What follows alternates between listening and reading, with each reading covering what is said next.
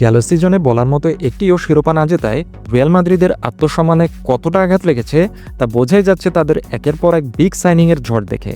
এই সামারে Real Madrid transfer মার্কেটে ভিন্ন মুডে কাজ করছে। দুটি সাইনিং ইতিমধ্যেই তারা সম্পন্ন করেছে এবং ক্লাব বিশ্বকাপের আগে আরও দুটি সাইনিং হওয়ার সম্ভাবনা রয়েছে। ডিন হুইজেন এবং ট্রেন্ট আলেকজান্ডার আর্নল্ডের মতো বড় দুইটি প্লেয়ারকে স্বাচ্ছন্দ্যে নিজেদের দলে টানার পর এবার শোনা যাচ্ছে আলভারো ক্যারেরাস এবং ফ্রাঙ্কো মাস্তানতুয়ানোর সাথেও কথাবার্তা প্রায় পাকা। গত কয়েকদিন ধরে মাস্তানতুয়ানোর নাম সব সংবাদ মাধ্যমের শিরোনামে আধিপত্য বিস্তার করেছে। মাত্র 17 বছর বয়সী এই আর্জেন্টাইন মিডফিল্ডারকে নিয়ে সাড়া পড়ে গেছে ইউরোপে। যখনই শোনা গেল প্যারিস সেন্ট জার্মে মাস্তানতুয়ানোর জন্য এগিয়ে যাচ্ছে, তখনই লস ব্লাঙ্কোসরা ঝাঁপিয়ে পড়ে এই দৌড়ে। রিয়াল মাদ্রিদের হেড স্কাউট জুনি কালাফাতকে তড়িঘড়ি করে আলোচনার জন্য বুয়েন্স আয়ার্সে পাঠানো হয়।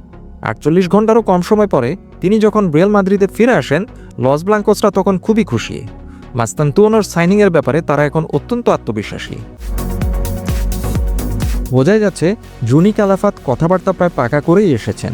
ডিয়ারিও এর মতে রিয়াল মাদ্রিদ রিভার প্লেটের দাবি পূরণ করবে এবং মাস্তানতুয়ানোর রিলিজ ক্লজ সম্পর্কিত 45 মিলিয়ন ইউরো পুরোটাই পেমেন্ট করে তাকে মাদ্রিদে উড়িয়ে নিয়ে আসবে এবং তার ইনকাম ট্যাক্সও প্রদান করবে। লস ব্লাঙ্কোসরা এখন কিভাবে এই অর্থ সংগ্রহ করা হবে তার ডিটেলস প্ল্যান প্রোগ্রাম চূড়ান্ত করছে। সাংবাদিক ফ্লোরিয়ান প্লেটেনবার্গের মতে চুক্তিটি সম্পূর্ণ হতে আর মাত্র কয়েক ঘন্টাই বাকি এবং পিএসজিকেও জানানো হয়েছে যাতে তারা আর মাস্তানতুয়ানোর দিকে হাত না বাড়ায়। রিয়াল মাদ্রিদের কোচ জাভি আলোনসোর সাথে কথোপকথনের পর রিয়াল মাদ্রিদের হয়ে খেলতে মরিয়া হয়ে ওঠেন মাস্তানতুয়ানো। লস ব্লাঙ্কোসদের সাথে আলোচনার সমাধান না হওয়া পর্যন্ত ফরাসি জায়ান্ট পিএসজির সাথে তিনি আলোচনা স্থগিত করে রেখেছিলেন। জানা গেছে মাস্তানতুয়ানো ইতিমধ্যেই 6 বছরের চুক্তিতে রিয়াল মাদ্রিদের সাথে ব্যক্তিগতভাবে একমত হয়েছেন। তিনি রিভার প্লেটের হয়ে ক্লাব বিশ্বকাপ খেলতে প্রস্তুত এবং তারপরে আগস্ট বা জানুয়ারিতে তার ট্রান্সফার কমপ্লিট করবেন।